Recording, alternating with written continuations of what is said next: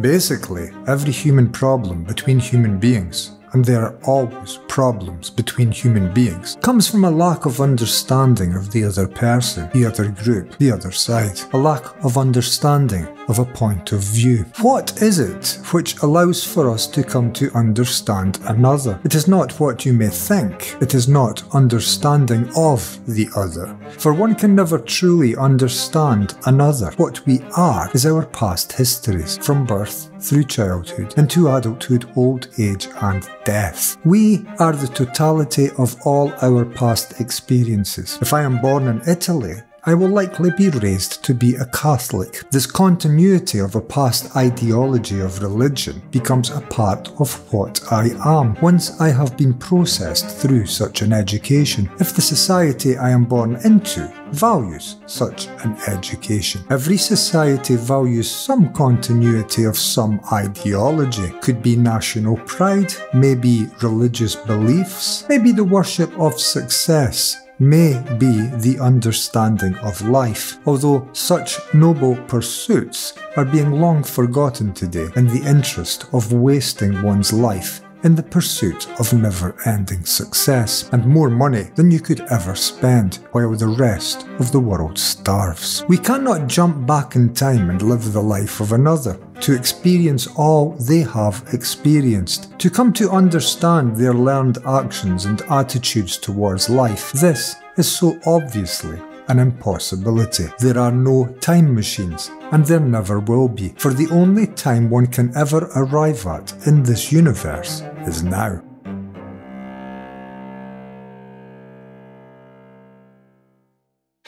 It is always now. How does one come to understand another, which is the necessary ground to heal wounds between men? One understands another when one understands oneself. The Rosetta Stone to translate the non-penetrable language of another's past life experiences lies within all of us. All human beings carry inward-thinking selves, and these inward-thinking selves order life based on past experiences. This habitual mode of living is educated into each of us, a structure placed within our memory to build our lives ever aiming for greater success into a conceptual future, forever building upon experiences gathered in the past. You must recognize your own life in these words. We build upon what we have previously encountered in life and seek to grow this into a future. And we do this with everything, by the way. We waste immense levels of energy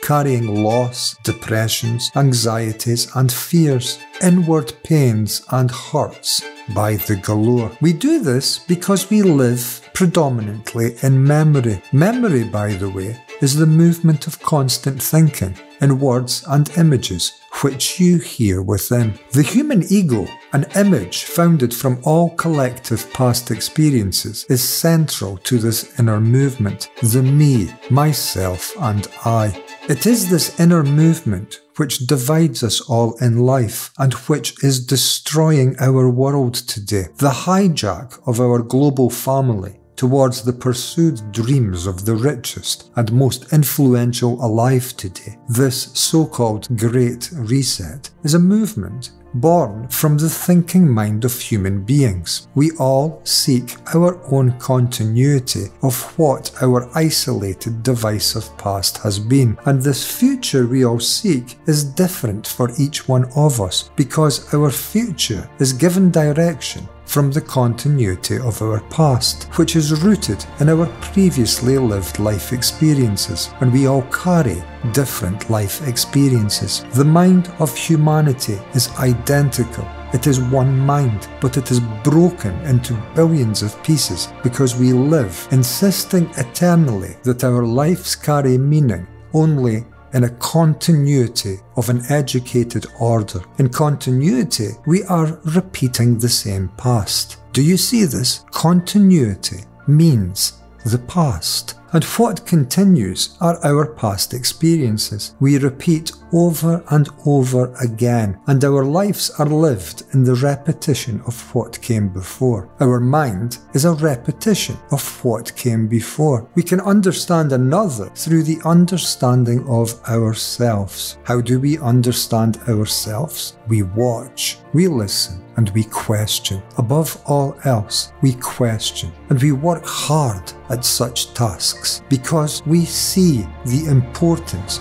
based on the crumbling world around our ears and the crumbling psychological structures within our brains. And when we understand our deepest of problems, we gain the potential to look at life freely, which we never before have possessed. Life becomes more beautiful, more bountiful, and more seen. Seen, in a way, a constant distraction from a constantly inwardly self-interested mind of chatter can never manage. If you could see this moment without thought, without your past, without knowledge, without all the prejudice and the judgments and the hurts and the memories from your past life experiences, without you, you would fall to your knees and weep. You would weep at the beauty which lives in front of your eyes and at the absolute stupidity of how you accepted previously that your life may be lived. We ignore so much more than we ever understand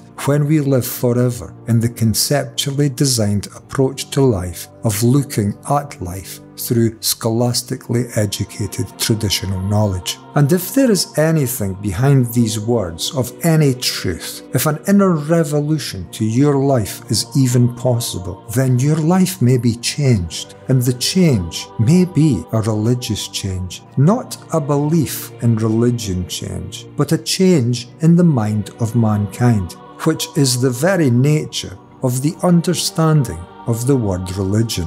Religion changes your life. Your life may become sacred, for the truth of life holds sacred quality. Would you like to live in a sacred world, in a holy world, in a world which cares? The word holy is related to the word whole, which is similar to the word complete. Complete has nothing to do and nowhere to go. No need for any effort or becoming. Complete has arrived. And complete is whole, and whole is holy, of course. Aiming for a future completion of any description is pointless endeavour. It will never be found, for this completion, this promise for mankind, is not arrived at through a journey of time. This completion is now. It is being obscured in your life by that which is not complete. Your thinking can never be complete, and so can never be holy. And this is because thought is born from past recalled knowledge, and knowledge is based on limited experience, and so thought is never complete and always old. Its movement of seeking more into an illusory future is thought's blind attempt to find the sacred, to arrive, to at last meet completion. And it will never work, as thought is based on a foundation of incompleteness. Its every movement is a stark denial of that which it constantly longs to meet. Thought can never hold the quality of the sacred in life, for the sacred is the new, and thought is memory, which is the old. Can the human mind look at life without thought? If this is even possible, it is surely never to be achieved by trying. For what is trying other than thought? We are employing that which we wish to end using.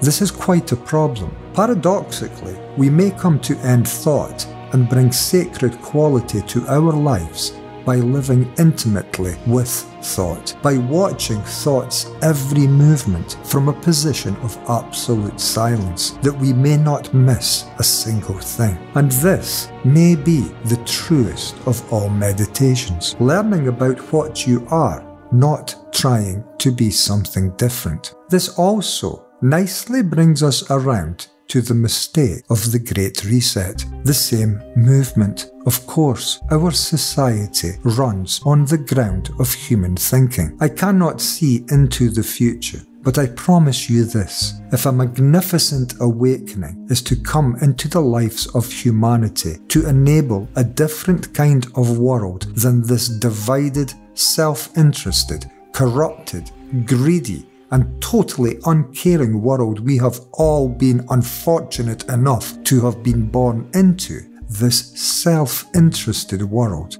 it will come through our understanding of our broken psychological inner movement. You want to build a free society, you must free yourself from society. And society is as much inside you as out. Look within, then come to the change you wish to see. Find life, find real life before you die.